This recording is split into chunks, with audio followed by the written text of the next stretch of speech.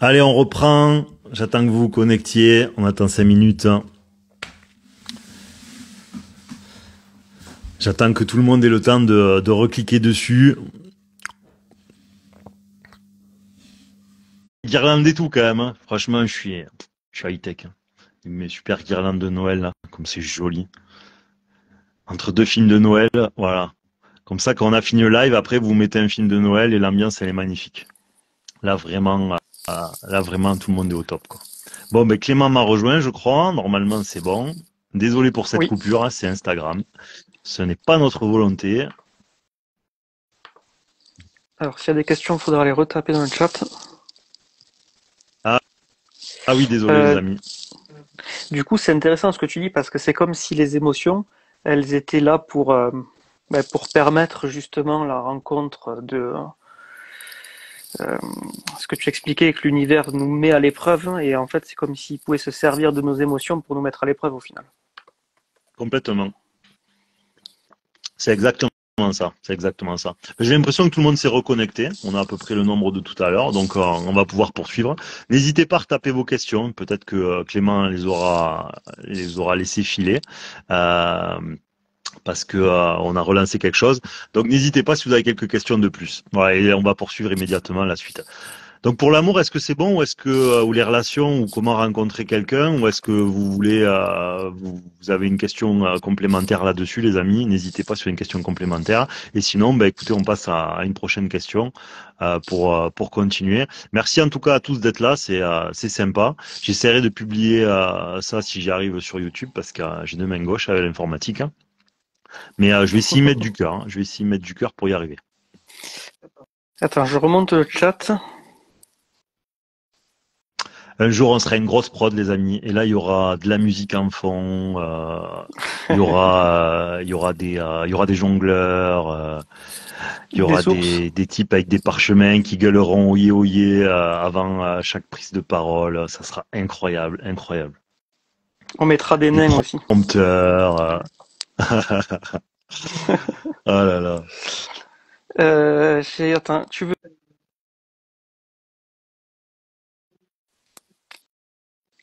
tu m'entends?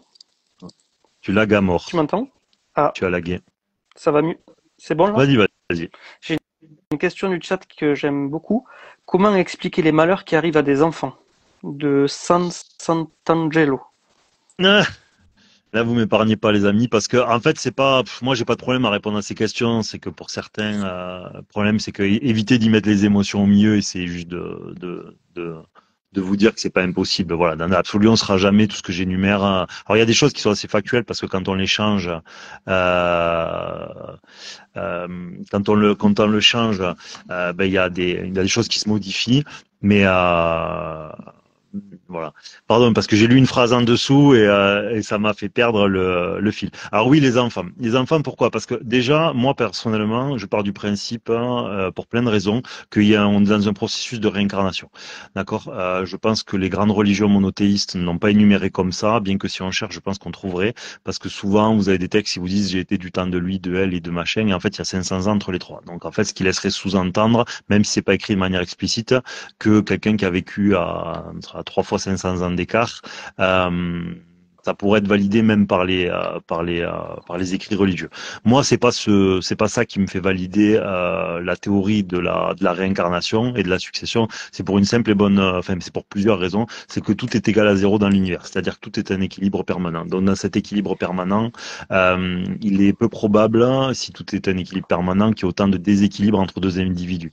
Vous ne pouvez pas, si vous pensez qu'il existe une origine créatrice, penser que vous vous présenterez, vous, enfant de la classe moyenne française, par exemple, né au 21e siècle en Occident, de parents aimants, au même titre que un enfant du tiers-monde dont les parents étaient assassinés devant lui et qui aura crevé la dalle toute sa vie, etc. Bon, donc c'est très peu probable. Il y a un tel déséquilibre entre deux naissances sur Terre que l'univers étant tellement lui équilibré que, comme je vous dis, à mon avis, il n'y a pas qu'une existence, ce sont des successions d'existences et donc des rééquilibres qui se font à travers les siècles, etc. Voilà, ou à travers les millénaires. Voilà. Après moi c'est ce que je pense. Bon, il y a plein d'autres choses qui me font penser ça, mais ça c'est la principale. Voilà, c'est la principale. Ça veut dire que des fois la souffrance de d'un enfant, en fait, elle est alors c'est infect, mais il est probable que ce soit un rééquilibre d'hier, d'accord, ou un enfant qui lui, comment dire, c'est pas qu'il va pas être assujetti à la souffrance, c'est que c'est comme si c'était une espèce de karma condamné, d'accord. Alors oui, ça va vous paraître infect, mais dites-vous que c'est pas impossible, d'accord, quand dans des écrits religieux on vous dit nul ne peut venir à moi s'il n'a pas été choisi par le Père, hein. Ça laisse sous-entendre que cette théorie n'est pas est probable. Voilà, par exemple. Voilà. Bon, il y a d'autres arguments à ça. Donc, il faut pas. La Terre est un espèce de terrain de jeu complexe, hein, et la souffrance d'un enfant peut elle aussi être, comment vous dire. La souffrance d'un enfant peut en fait être soit le rééquilibre d'hier, même si ça va paraître infect à certains, soit simplement, euh, soit simplement l'enfant est venu en être de fonction et pas en être d'évolution. Et sa fonction, c'était de voir les saletés qu'allaient faire les autres, hein, euh, pour comme un test, quoi, comme un test. Bon. Enfin voilà, grosso modo. Mais je sais que cette version-là ne satisfait personne, mais n'oubliez jamais que l'univers ne se trompe pas. Vous pouvez pas mettre Dieu partout, omnipotent, omniprésent, omniscient, et que ça, ce soit le fruit du hasard. Voilà. C'est forcément que derrière, il y a une raison. Ok, Voilà. ok. Pardon, Et pardon, on peut passer à une autre question. allez, une autre question. Comment expliques-tu la protection des hommes, type ange gardien, etc. Ah oui, le fait qu'un humain serait protégé, etc. Ok. En Ou fait, ce qui qu'il va vous protège? protéger, normalement, le rapport à l'origine créatrice, c'est-à-dire en tant qu'humain, ça va être une espèce de lien direct. Le but dans la vie, c'est d'amenuire les nuages qu'il va y avoir entre nous, hein, qui sommes sur Terre, hein, c'est comme le cosmos tellurique, entre nous et la photosynthèse de l'arbre, d'accord, et d'amenuire tous les nuages noirs qui vont se glisser entre les deux parce que la lumière va passer de moins en moins. En fait, c'est ça le but de notre existence, pour pouvoir nous rapprocher de Dieu, si je puis dire, ou de l'origine créatrice, ou de ce que vous voulez. Voilà. Euh, donc c'est ça, c'est ça ça va être ça l'objectif tout au long de notre existence. Rappelle-moi la question, excuse-moi.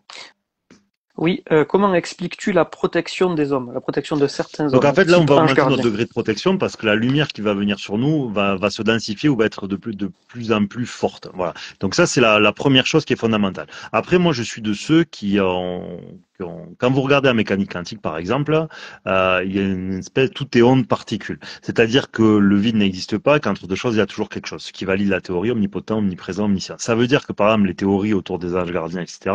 Moi je ne les partage pas. Parce que pour moi, en fait, chaque particule qui constitue la vie, l'univers, ce que vous voulez, est à la fois un ange pour vous, dans votre protection, mais à la fois est votre détracteur. C'est ce que ça veut dire en fait. Simplement, l'homme a une vision, comme on dit, anthropomorphique des choses, et donc pour que lui n'ait pas à projeter des phénomènes trop complexes, on va dessiner un physique pour qu'il puisse projeter de son imaginaire la représentation d'une protection. Voilà. Alors je sais qu'il y a des gens qui disent qu'ils voient, mais en fait ils voient ce que c'est de la mécanique quantique, ils voient leur système de croyance. C'est-à-dire qu'en mécanique quantique, le résultat est fonction de l'observateur. Si vous mettez un autre observateur au même endroit, lui il le verra pas. Donc en fait, votre croyance fait que vous allez voir ce que vous pensez en fait, tout simplement. Donc pour moi, chaque particule de l'univers et de la vie, qu'elle soit physique ou non physique, est là pour soit vous protéger, soit être votre détracteur. Et il peut avoir un bout de bois, vous en faites une canne pour vous promener, vous pouvez en faire une flèche, vous pouvez en faire un javelot, vous pouvez allumer un feu avec, mais vous pouvez aussi vous empaler dessus. C'est-à-dire que quelque chose est complètement multifonction. Tout dépend ce que l'univers en fait aura choisi d'en faire pour vous en fonction de vos paramètres intérieurs, quoi.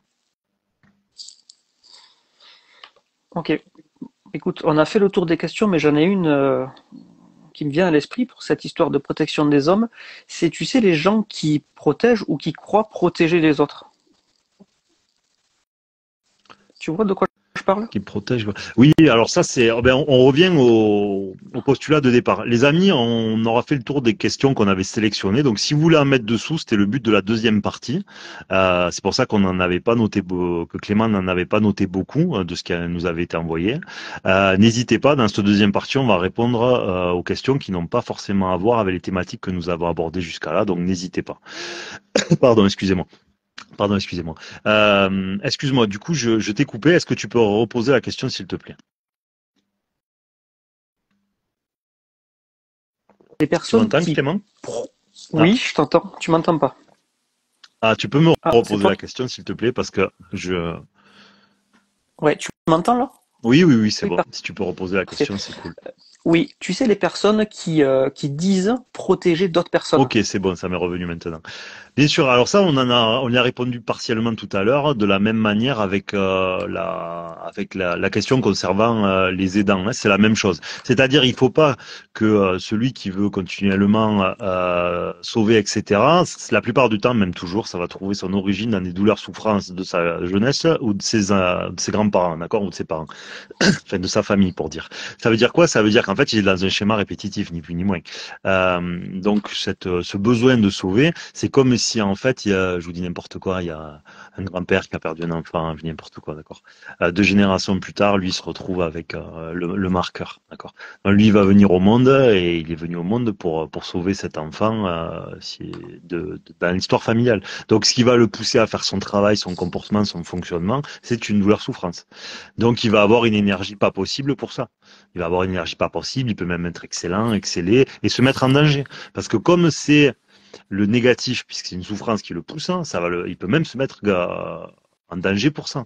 Il peut prendre d'énormes risques parce que c'est ça, c'est son contrat de souffrance. Donc c'est comme si c'était le mal qui le poussait à le faire. Ça veut pas dire qu'il faut pas le faire. Ça veut dire qu'il faut s'ensevrer pour redevenir un être un peu plus raisonnable. Voilà. Et pour comprendre qu'en fait, ce qui nous poussait à être quelqu'un qui voulait sauver trouve son origine dans une fréquence négative de l'histoire familiale. Ok, alors une question facile cette fois-ci. As-tu des conseils pour mieux méditer? Alors moi les amis, la méditation, si vous la prenez au sens, c'est-à-dire du 21e siècle, moi je suis pas un fervent défenseur de la méditation. Je sais que je vais en faire peut-être bondir certains quand je dis ça, je m'expliquerai une fois longuement. Le problème de la méditation, c'est que là on prend les lois de l'univers, au moins on sort du système de croyance. Physique classique, les 5 sens, ce que je vois, ce que je peux observer, ce qui produit toujours les mêmes résultats. Mécanique quantique, hein, le résultat est fonction de l'observateur. Donc là, on est plus ou moins dans l'invisible, puisqu'en fait, la méditation, on sort du plan un peu physique, on rentre un peu plus dans le monde spirituel. Le monde spirituel, il est régi par les lois de la mécanique quantique. C'est-à-dire, le code de la route n'est plus du tout le même. Il faut plus du tout réfléchir de la même manière. Ce qui se passe, en fait, quand vous êtes dans un cadre méditatif, c'est que comme vous êtes régi par les lois quantiques, en fait, tout ce que vous croyez produire n'obéit pas au même code de la route. Je veux dire par là la chose suivante. Par exemple, la plupart des méditations que vont faire les gens sont des méditations qui sont guidées ou des méditations qui leur ont été apprises, etc. D'accord? Essayez de suivre la logique. Quelqu'un a créé un jour quelque chose, qui est cette méditation, à peu près la même, ok? Donc c'est presque un rituel, si on y pense. Ok, il a créé un scénario de méditation, un scénario méditatif. Voilà, il a créé un scénario. Ce scénario-là, nous on le fait aujourd'hui. Peut-être qu'il a 50 ans, 100 ans, 200 ans, 500 ans. D'accord? Mais dans le grand livre de la vie, il est écrit que quelqu'un l'a fait à la base. D'accord? C'est le cloud de l'existence. Ce cloud de l'existence, c'est qui l'a fait. D'accord, puisque c'est un brevet, c'est un brevet. C'est comme quand vous faites une généalogie, des fois vous allez arriver à retrouver des ancêtres. Donc comprenez bien que quelque part dans l'univers, l'information de qui a créé quoi est stockée quelque part. Donc maintenant, c'est de suivre cette logique. Si vous produisez quelque chose qui a été fait par quelqu'un que vous ne connaissez pas, dans tous les cas, vous ne connaîtrez jamais personne, parce que dans l'absolu, vous ne savez jamais qui est l'autre dans le fond. Donc ça veut dire que ce que lui a créé trouvera son origine dans une douleur, souffrance, parce que c'est toujours le cas, parce que les humains sont sevrés de peu de choses. Ça veut dire qu'en fait, la méditation que vous allez faire, comme vous allez répéter ce qui appartient à quelqu'un d'autre, vous allez épouser partiellement ce quelqu'un d'autre, vibratoirement. Ok? pour que vous continuiez à le faire, là, ça vous paraît être alambiqué, mais ça n'est absolument pas, on pourra en parler longuement. Mais là, c'est que du quantique, hein, ne raisonnez pas de manière physique, sinon ça vous paraît délirant. Hein. Ce qui va se passer, c'est que comme vous prenez quelque chose qui appartient à quelqu'un d'autre, hein, comme vous, il y a l'information de cette méditation qui est stockée quelque part, et donc vous allez reprendre partiellement la fréquence de la personne qui l'a inventée. Donc, ce qui va se passer, c'est qu'en méditation, vous allez ressentir souvent un certain plaisir, une certaine légèreté, parce que ça vous est donné, d'accord, par la création de la personne qui l'a fait. Ce qu'on appelle un égrégore, en fait. Hein, voilà. Et donc, cet égrégore, pour que vous continuez à aller méditer en son nom, parce que ça vous a procuré du plaisir, va continuer de vous en donner. D'accord. C'est vibratoire. Hein, il ne faut pas du tout raisonner sur le plan physique. Hein. Donc, quelque part, vous vous abandonnez à la vibration d'un individu. Vous comprenez? Et donc, vous vous éloignez de la vibration absolue qui est celle de l'origine créatrice. C'est pour ça qu'en fait, vous allez avoir du plaisir, mais que votre condition humaine ne va pas s'améliorer. Et ceux qui méditent la plupart du temps pendant longtemps et tout, finissent par avoir plein de couilles dans leur vie. Parce qu'en fait, ils s'éloignent d'eux-mêmes. Parce qu'ils s'éloignent de l'origine créatrice. Parce que la méditation va les amener vers des espèces d'égrégores, c'est-à-dire des strates intermédiaires, voilà. Donc moi, je suis plutôt pas pour la méditation, sachant qu'en plus la plupart quand ils vont méditer, désolé c'est long, mais essayez de comprendre le fil quand même. Quand vous allez méditer, vous méditez pourquoi? Pour lâcher prise, hein, pour vous recentrer, pour passer un bon moment, pour vous relaxer, etc., etc. Ok? Donc ça veut dire que là, vous dites, je vais faire ça pour me relaxer. Donc la fréquence dans laquelle vous allez rentrer dans votre méditation est une fréquence négative, puisqu'en fait, vous le faites comme un exutoire, comme une compensation, d'accord? Vous comprenez la dynamique? Ça veut dire que quand vous allez rentrer en méditation, même si vous vous procurez du plaisir, la fréquence dans laquelle vous rentrez est négative, puisqu'en fait, c'est par besoin, c'est par sevrage, par rééquilibrage. Si la méditation vous sert à ne pas vous occuper de vos problèmes d'incarner, parce que vous êtes disputé avec votre mari, parce que vous avez un patron qui va pas, vos clients qui sont pénibles, etc. Vous avez créé votre méditation dans une forme d'exutoire. Donc cet exutoire-là, si vous voulez, c'est une façon d'échapper à la mécanique de cause à effet de la vie et de Dieu. Donc c'est négatif. Donc je sais que ça plaît pas ça plaît pas à certains, mais essayez de comprendre la raison qu'il y a derrière ce que je viens d'énumérer. Voilà, essayez vraiment de lâcher vos émotions si vous aviez plaisir. Comprenez que vous vous abandonnez à des espèces de fréquences intermédiaires, si je puis dire, et pas au processus d'incarnation. Voilà. Alors, si vous devez méditer, parce qu'aujourd'hui, vous n'êtes pas même de lâcher, pour amenuire ce que je viens de dire, le mieux, c'est encore que vous ne suivez rien, personne, rien que vous avez appris, en fait, vous fermez les yeux et vous essayez de vider la tête. Voilà. Ça, c'est le moins pire. C'est le moins pire. Sinon, dans tous les autres cas, je vous le déconseille vivement. En tout cas, moi, c'est mon avis. Vous pouvez le faire, hein, évidemment. Hein, je suis personne. Mais si au bout d'un moment, ce qui va se passer, c'est que vous allez un peu vous déconnecter un petit peu avec les années. Quoi. Si vous continuez pendant des années, vous allez avoir une vie terrestre qui sera de moins en moins bien. Et en fait, la méditation va devenir de plus en plus un exutoire à votre quotidien parce qu'en fait, une partie de vous, c'est comme si l'arbre, pardon, j'ai effleuré le micro, c'est comme si l'arbre, lui, a enlevé une racine chaque jour. Vous voyez, chaque fois qu'il va méditer, il va enlever une petite racine et il va plus vivre que de photosynthèse et plus par alimentation du sol. À la fin de la méditation, ça va être la même chose. Désolé, je suis un emmerdeur. Non, non, c'est très bien. C'est une réponse exhaustive. À toi, mon petit Clément. Je cherche des questions. J'ai Sculpture Factory qui demande: je vois dans la mécanique de la vie énormément de marqueurs communs au bouddhisme. Y avez-vous puisé des inspirations? Non, du tout, du tout. S'il y a des marqueurs communs, c'est pas pour c'est contre ma volonté. Voilà. Moi. tout ce qui a fait que j'ai choisi une chose plutôt qu'une autre, c'est simplement les probabilités, la raison et la répétition des événements. Hein, parce que croyez bien que bon, une partie de ce qu'on dit, on ne le saura jamais si c'est vrai ou si c'est faux, mais une grande partie, je l'ai testé et d'autres l'ont fait puisque je n'ai pas côtoyé que moi. J'ai même un peu fait de consultation à une époque, hein, et c'est quand même extrêmement fonctionnel. Ça marche vraiment. Hein, ce n'est pas que des systèmes de croyances. Alors, il y a des choses évidemment on ne saura jamais. On quittera cette terre sans le savoir, mais il y a beaucoup de choses qui sont extrêmement factuelles et qui se vérifient par la suite. Hein. Donc voilà, donc non pas d'inspiration particulière au bouddhisme et tout ce que je dis. S'il y a un sujet demain, je trouve quelque chose de plus probable ou de plus répétitif que ce que j'ai trouvé, je m'abandonnerai à la probabilité, à la raison systématiquement. Hein. Ouais, désolé Nico, mais là je suis un peu en galère avec mon téléphone. Euh, il dit du coup, en quoi ce que tu dis sur la méditation s'applique à toutes les addictions de la vie? Enfin, tu peux articuler parce que je peux pas mettre le son trop fort pour pas qu'il y ait de résonance dans le micro. Donc si tu peux articuler un ch'touille, c'est cool. Ouais. Alexis qui dit, en soi ce que tu dis sur la méditation s'applique à toutes les addictions de la vie. Ah oui, oui, complètement, hein. Complètement. Il a tout à fait raison. Sauf que pour la méditation, ben, c'est un peu plus vicieux. Voilà, parce que quand on le fait avec de la bouffe, je donne pas de leçons, hein, je suis loin d'être exemplaire. Hein, ou on le fait avec les sorties, ou on le fait avec la clope ou ce que vous voulez. Bon, ben c'est plus explicite. Le problème de la méditation, c'est que c'est subtil, parce qu'en fait, on croit vraiment bien faire, mais c'est un énorme leurre en fait. Voilà. Alors que les autres, c'est extrêmement explicite. Donc bon, j'ai pas besoin de rappeler que la clope c'est pas terrible, tu vois.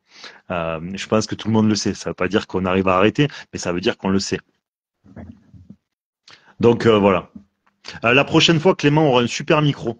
Euh, si c'est lui la prochaine fois, je m'occupe du micro de Clément. Ne vous inquiétez pas. Non, mais là, je viens de chercher une multiprise en urgence parce que j'ai le téléphone en rate de batterie plus l'ordinateur en rate de batterie. Donc, c'est la guerre. Voilà. En Ok, donc plus.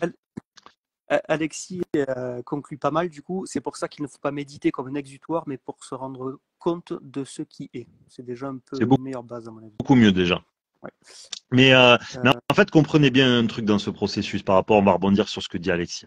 Moi, ça a été mon cas, les amis, et je pense que ça l'est pour beaucoup d'entre vous. Voilà. La vie est un espèce de puzzle. C'est un puzzle gigantesque, hein, et quand on a des pièces d'un puzzle, quand on démarre un puzzle, on ne sait pas où les pièces vont. D'accord? La vie, c'est vraiment la même chose. C'est-à-dire on a des pièces, hein, et d'un côté, on commence à avoir un truc qui se dessine, on ne sait pas ce que c'est. Après, un autre un peu plus loin, un autre un peu plus loin.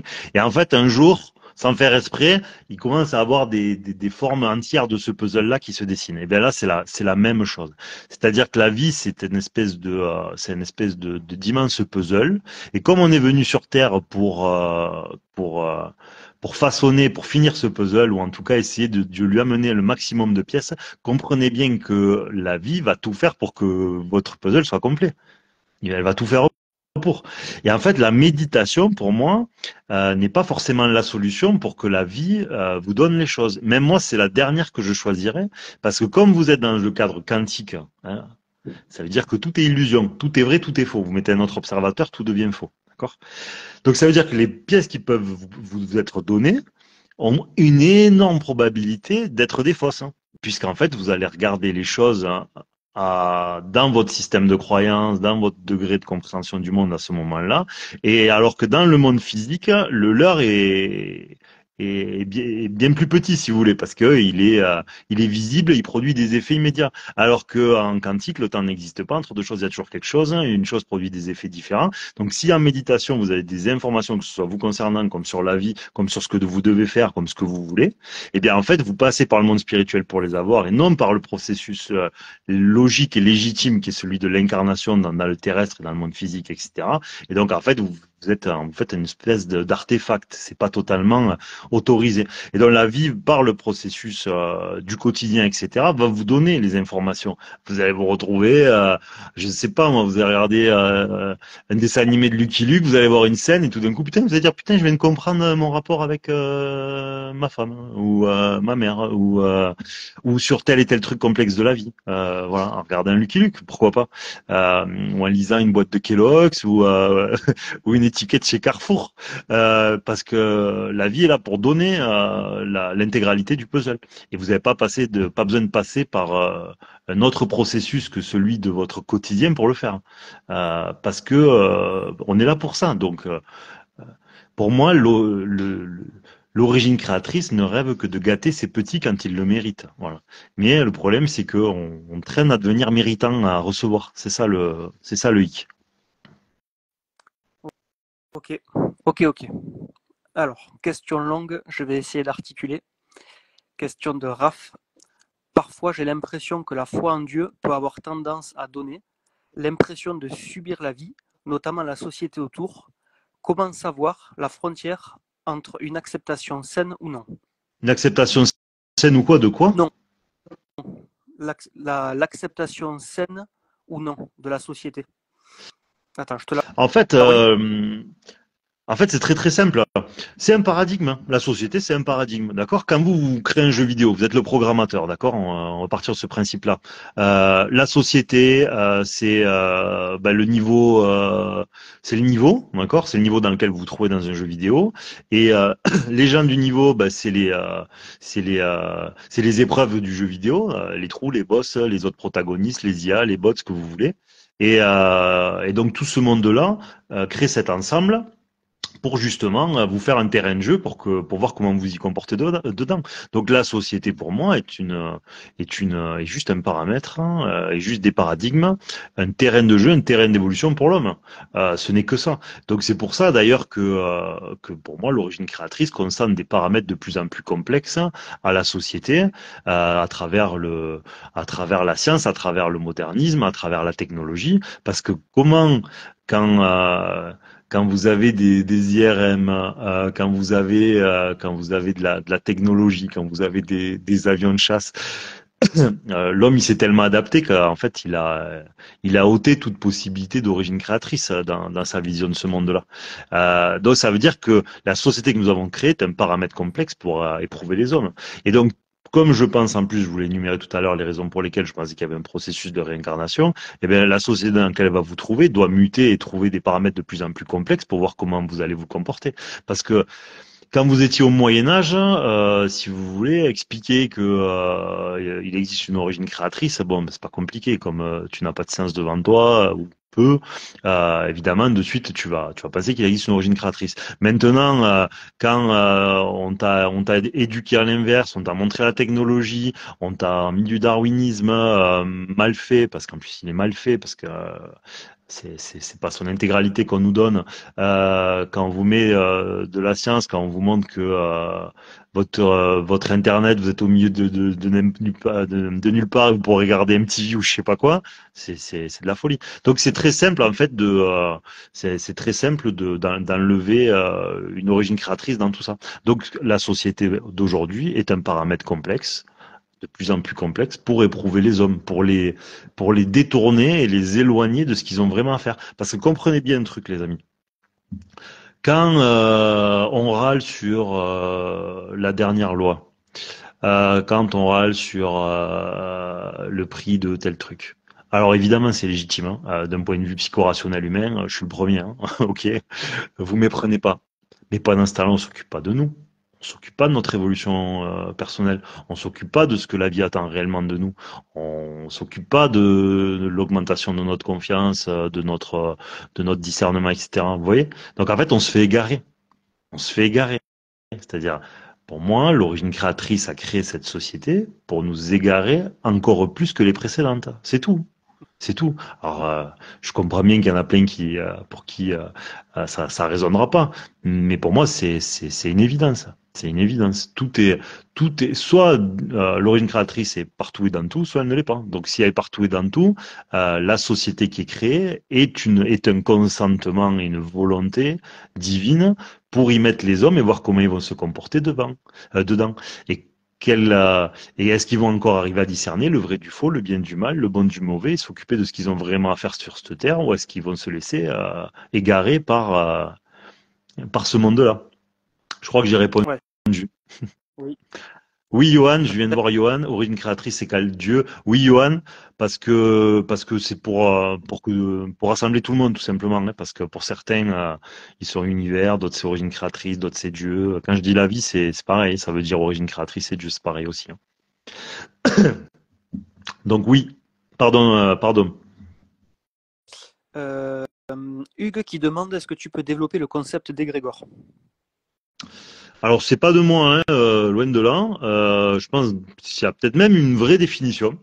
Pour moi, un égrégore, si vous voulez, c'est comme s'il y a d'accord, comme vous allez avoir une énergie dans une batterie de voiture, par exemple, vous allez avoir de l'énergie dedans.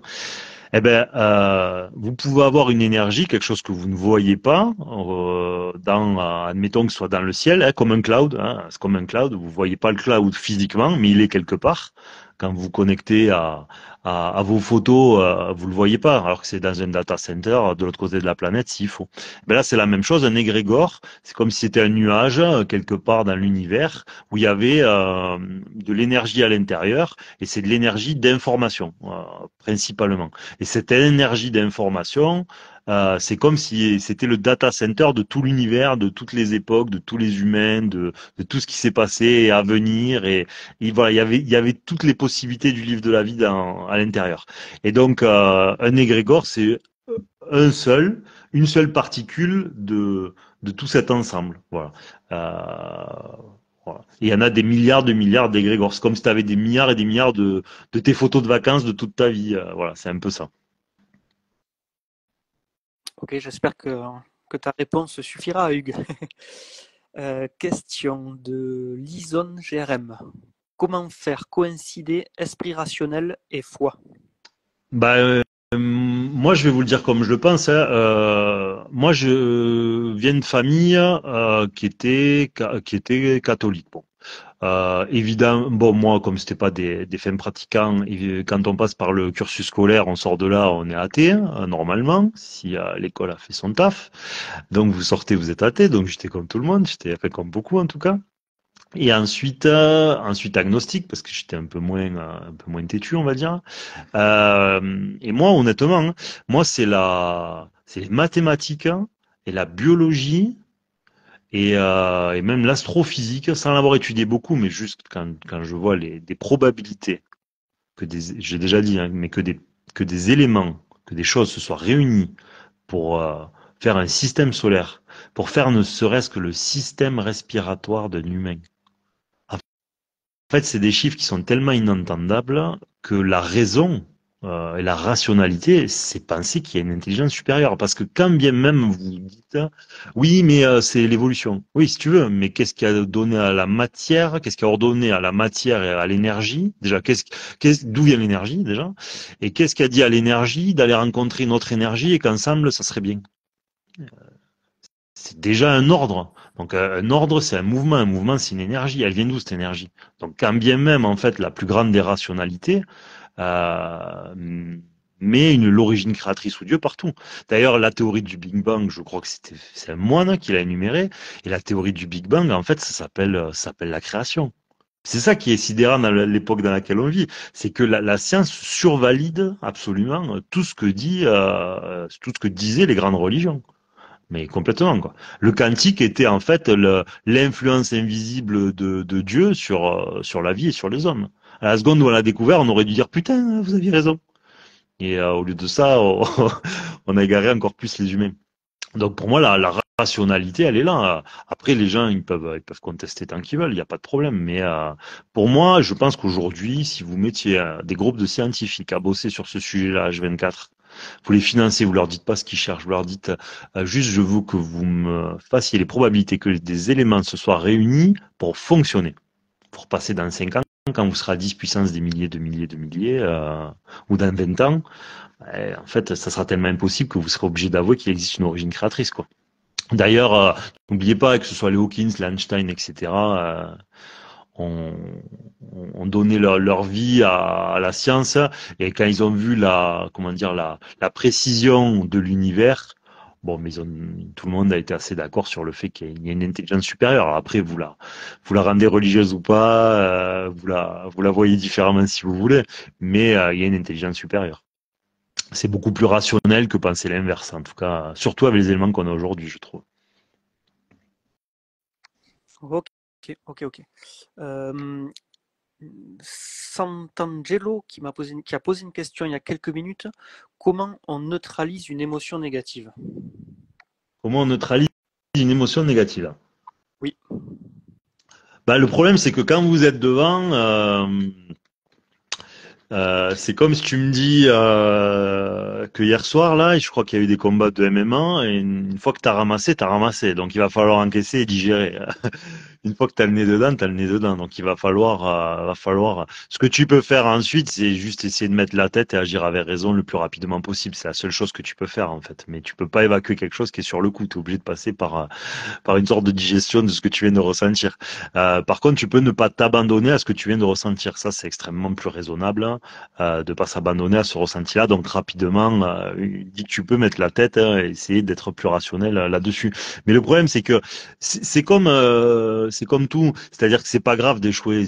L'émotion, elle t'a dominé, elle t'a dominé. Mais ce qu'il faut, c'est qu'une fois que c'est passé, t'es le bon diagnostic. Ok, ça m'a dominé. Pourquoi? Parce que là, et là-dessus, je suis faible. Donc là-dessus, je vais essayer de m'améliorer. Et comme en fait, tu vas essayer de t'améliorer, ou que quand tu vas être mis en situation, ben, tu vas l'avoir plus à l'esprit, tu vois, où tu vas simuler, tu vas projeter la situation dans ta tête. Tu vois, comme quand tu fais, je sais pas, tu fais du foot ou que tu as un événement professionnel, etc. Tu vas passer, qu'est-ce que je vais dire, tu sais, qu'est-ce que je vais dire, voilà. Donc, tu te fais les scénarios dans ta tête. Mais c'est ce qui peut se passer avec une émotion, c'est comme si ça allait t'entraîner dans les moments justement de calme pour pouvoir, euh, pour pouvoir agir mieux la fois où tu seras remis en situation. Et c'est comme ça qu'on va évoluer et qu'au fur et à mesure, on va amenuire l'influence émotionnelle négative et que ça va nous permettre de mieux le gérer. Et parce qu'en plus, tu feras ce que la vie attend de toi, donc l'univers, Dieu, ce que tu veux, Johan, de tout à l'heure, la vie va t'aider en fait dans tes efforts, tout simplement. Le problème, c'est que nous ne produisons pas les efforts là où la vie nous attend. Parce que comprenez que rien n'a vocation à disparaître sur Terre. C'est-à-dire que la souffrance humaine, la difficulté, les émotions, etc., n'ont pas vocation à disparaître. Elles ont vocation à nous éprouver, elles ont vocation à nous créer des paramètres, etc. Donc elles vont pas s'enlever. Elles vont vous faire croire, les choses vont vous faire croire que c'est pas ça le problème. Voilà, pour muter, pour rester vivante. Donc il faut être très froid quant à ce qu'on a vraiment à sevrer. Et si on s'occupe de ce qu'on a vraiment à faire, c'est-à-dire ce qui vous est le plus difficile, ne cherchez même pas. Cherchez les choses que vous ne pouvez pas du tout vous passer et essayer d'amenuire l'influence qu'elles ont sur vous. Tout ce que je possède me possède. Ça ne veut pas dire qu'il faut tout jeter à la poubelle. Ça veut dire qu'il faut essayer de diminuer l'influence négative des choses qui ont du pouvoir sur vous. Mais ça passe même par tous les gens que nous aimons. L'influence négative qu'ils ont sur nous, ça veut dire qu'on est possédé. Ils ont du pouvoir sur nous. Possédé, c'est quelque chose qui a du pouvoir sur nous. Voilà. Donc on peut être possédé par les gens que nous aimons le plus. Et c'est souvent par eux que nous sommes le plus possédés. Et donc, quelque part, ça veut dire que on va s'éloigner de la fréquence positive, qui va être l'origine créatrice, parce que comme on va s'éloigner de l'origine créatrice, eh ben, elle va amenuire la protection sur cette famille. Alors, des fois, on va angoisser pour notre famille, alors qu'en fait, on a tendance à être un catalyseur à problème, parce qu'en fait, on va émettre du négatif sur eux par notre peur. Alors que quelque part, si nous étions sereins, nous aurions une espèce de légèreté, lumière qui en jouirait d'une protection accrue et on maximiserait les probabilités que ceux que nous aimons, eux aussi soient protégés. Alors que comme en fait sur eux, on n'envoie que de la peur, que de l'angoisse, que de la protection, que de l'oppression, etc., ben, on minimise la probabilité qu'eux soient protégés. Voilà mon petit Clément. Tu parlais d'exorciser en début de live. Est-ce qu'on peut rapprocher le terme posséder et le terme exorciser? Parce que dans Oui. exorciser, tout le monde. Voilà. Pour Alors ça, c'est vraiment la chose la plus fondamentale, pratiquement. C'est-à-dire, c'est celle qui explique tout. Moi, je suis pas du tout, encore une fois, passé par le processus religieux pour le comprendre. C'était vraiment par l'observation et la répétition. Quand je me suis aperçu que quelque part on était tous l'esclave de nos souffrances inconscientes, c'est-à-dire que tout ce que nous créons dans notre vie trouve ses origines dans nos douleurs, souffrances de notre jeunesse et de nos ancêtres, et bien en fait, et que notre caractère nous est donné sinon dans l'enfance, donc c'est la mutualisation de tout ça. À partir de là, vous comprenez que toutes vos actions trouvent leur origine dans une fréquence négative. C'est tout ce qu'il y a à comprendre. Donc ça veut dire que les grandes religions, une fois de plus, avaient eu raison.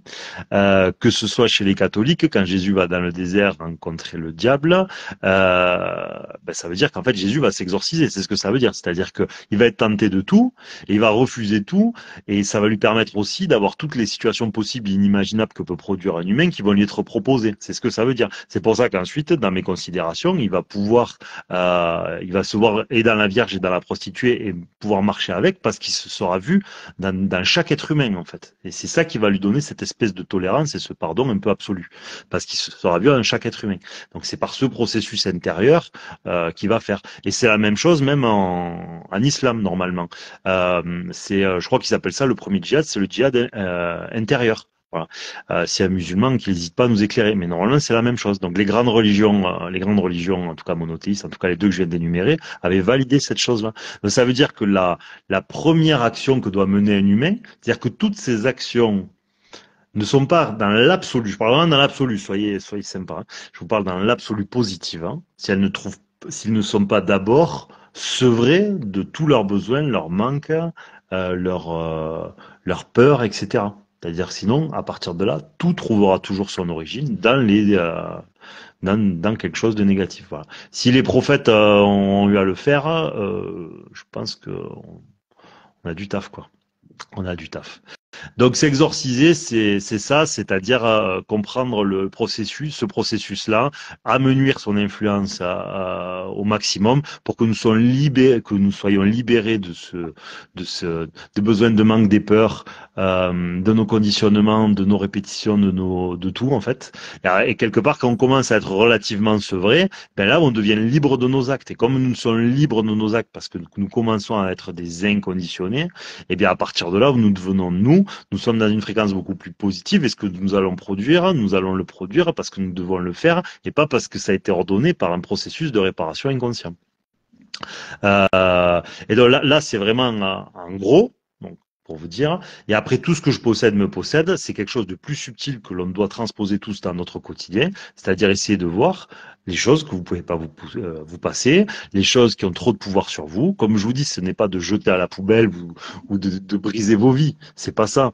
C'est de minimiser l'influence négative qu'elles ont sur vous. Parce que si elles ont trop d'influence négative, c'est une forme de possession. Donc vous allez vous éloigner de l'origine créatrice et vous allez vous abandonner à l'horizontalité de notre quotidien. Voilà, mais nous le faisons tous, c'est humain. Hein, la question n'est pas là. C'est juste qu'on prend un processus pour gagner des degrés chaque jour dans cette loi de l'univers ou ce processus complexe. C'est juste ça. Très bien, très bien. Tu veux d'autres questions? Oui, pas de problème. Alors, j'ai une question qui est un peu rigolote de Nicor. Comment pratiquer la pleine conscience? Mais je vais te rajouter une autre question. Est-ce qu'il faut pratiquer la pleine conscience? Pour moi, pour moi, c'est une erreur philosophique fondamentale en fait. C'est quelque chose qui germe un peu de la spiritualité, si je puis dire, un peu moderne, etc. Bon, c'est pas pour embêter celui qui a posé la question. Je sais plus ton blaze, excuse-moi. C'est juste que pour moi, en fait, c'est plus dangereux qu'autre chose. Parce que le problème, c'est que tu vois, la vie est bien faite. On vient d'énumérer un sujet. C'est-à-dire que quand tu vas faire de la méditation ou de la pleine conscience, ce que l'on croit être de la pleine conscience, et que t'es pas exorcisé de tes besoins, tes peurs, tes manques, tes affections, tes lourdeurs, etc., etc. Ça veut dire que ton guide inconscient intérieur, c'est une souffrance. Donc quand tu crois faire de la pleine conscience, parce que tu vas ressentir un bien-être, etc., qu'est-ce que c'est qui te donne ton bien-être? C'est ton inconscient de souffrance. C'est pas la lumière. Faut vraiment comprendre ça.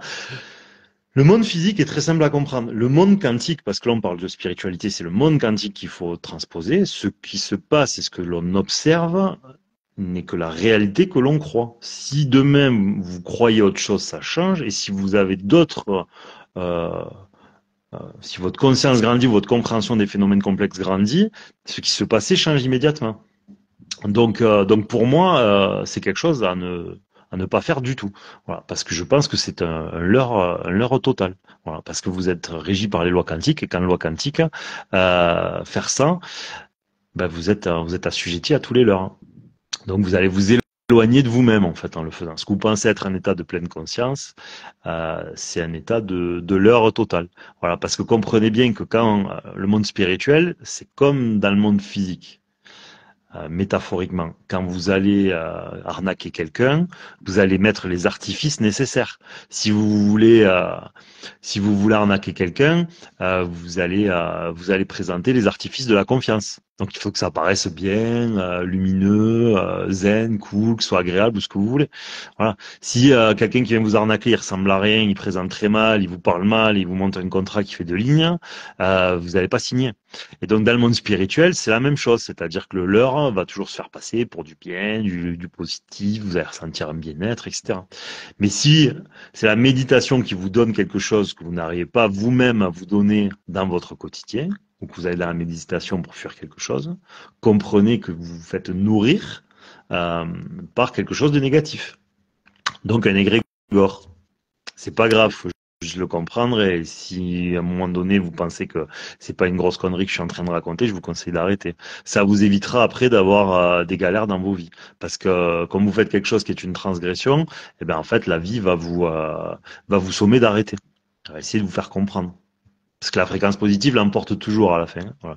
Simplement, si on peut éviter de se gâcher la vie ou de se rendre la vie compliquée avant, c'est mieux. Tout ce qui n'est pas d'or, quoi. Tout ce qui brille n'est pas d'or. Oui, voilà. C'est aussi simple que ça. Tout ce qui brille n'est pas d'or complètement. Ok. Tu répondrais quoi à un lycéen qui te demande quel est le but de la vie et comment retrouver du sens dans cette époque? Mais en fait, j'ai envie de te dire, c'est clairement, moi pour moi la vie c'est clairement un terrain d'évolution, hein, c'est tout. Hein. Le sens c'est ça. Hein, ne voyez pas la vie autrement comme que comme un terrain d'évolution personnelle. Hein, c'est tout. Hein, c'est tout ce qu'elle est. Hein, c'est vous êtes au jeu vidéo que vous voulez et c'est une plateforme. Hein, la société, votre école, les gens qui vous entourent, vous êtes sur une plateforme. C'est tout ce que c'est. Et vous êtes là pour évoluer. Donc soit vous vous adaptez aux lois de l'univers et à ce que la vie attend de vous et elle va vous occasionner des vies plus faciles. Hein. En tout cas, faites de votre mieux parce que des fois, évidemment, on trouve pas. Soit vous voulez pas vous abandonner à ce que Dieu attend de vous, c'est-à-dire à ces espèces de lois de l'univers, etc. Et là, vous allez vous rendre les choses beaucoup plus compliquées parce qu'en fait, vous serez pas dans les lois de l'univers. Et les lois de l'univers, c'est comme si c'était la règle absolue où ce sont c'est le code de la route de ce que la vie va attendre de nous, les lois de l'univers. Comprenez, c'est une de mes citations sur le compte Instagram. Si les océans, les planètes obéissent à des lois de l'univers, comment lui-même peut-il penser que lui n'a pas des lois auxquelles il doit obéir? C'est c'est quand même extrêmement probable vu sous cet angle, vous voyez. Donc, quand tu es lycéen, essaye de comprendre que tu es sur Terre pour t'es dans un processus d'évolution, d'expérimentation. Tu es là pour devenir un être avec une plus grande confiance, je le redis, une plus grande conscience, c'est-à-dire plus de discernement, plus d'équilibre intérieur. Si t'es quelqu'un de trop en colère, il faut que tu le sois moins. Si t'es quelqu'un de trop masculin, il te faut du féminin en toi.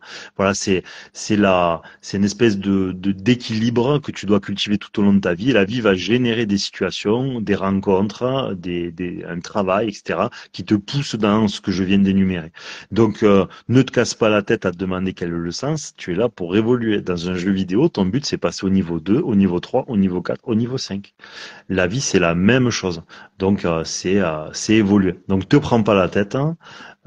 Sois réaliste ce qu'il faut pour prendre les bons choix et fais en sorte d'évoluer. Et quand tu ne sais pas ce que tu dois faire, même si ta tête te dit des choses, essaye de faire un peu confiance, te dire ok, moi je sais pas, la vie va m'en donner les indications et là t'enclenches ta tête et quand tu as deux trois trucs qui se dessinent, tu te dis tu réfléchis et tu sais tu cumules. En fait, tu essayes de probabiliser, tu essayes de réunir maximum d'éléments qui tendent dans une direction. Ouais. Et quand tu as plein de trucs qui te disent c'est là-bas, eh ben, tu vas là-bas.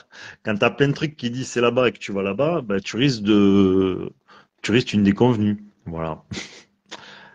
Voici ma réponse. Effectivement, ça va peut-être bientôt couper, les amis. Dites-nous en commentaire si on en relance un dernier ou pas. C'est vous qui voyez, vous nous dites. Et Clément, je ne sais pas si tu es disponible encore un peu ou pas. Ouais, je suis encore disponible, mais on est à court de questions. Ah bon, bah écoutez les amis, c'est peut-être qu'il est l'heure. On vous laisse en poser une dernière. Et sinon, bah écoutez, on va couper le live. Merci en tout cas à tous d'avoir été présents. On va essayer de le reposter dans son intégralité sur YouTube. Comme ça permettra à tous ceux qui n'ont pas pu être là de le voir ou à ceux qui ont loupé des passages parce que ils ont préféré le film de Noël. Ils ont raison de le voir. Donc ça sera publié sur le compte YouTube. Les amis, merci d'avoir suivi. N'hésitez pas à poser des questions plutôt sur le compte Instagram. Voilà, comme ça sera l'occasion de faire d'autres lives. Je pense qu'on en refera un dans 15 jours, le dimanche dans 15 jours certainement, et qu'on essaiera de tenir à peu près cette fréquence-là le plus souvent possible. Et à mon avis, les dimanches soirs, voilà. Sûrement les Salim, dimanches soirs parce que vous avez voté assez largement pour ce soir-là. Salim, on va essayer de la mettre sur YouTube en intégralité, hein, donc tu pourras la revoir. Merci à tous d'avoir été présents. N'hésitez pas à partager. Je fais comme tous les mecs qui font là, ça me fait halluciner de faire ça. Partagez, euh, commentez, faites plein de choses super. Comme ça, on est trop contents. Merci à tous et excellente soirée. Profitez des films de Noël et sûrement dans 15 jours. Merci à tous et merci une nouvelle fois. Bye bye. À tous.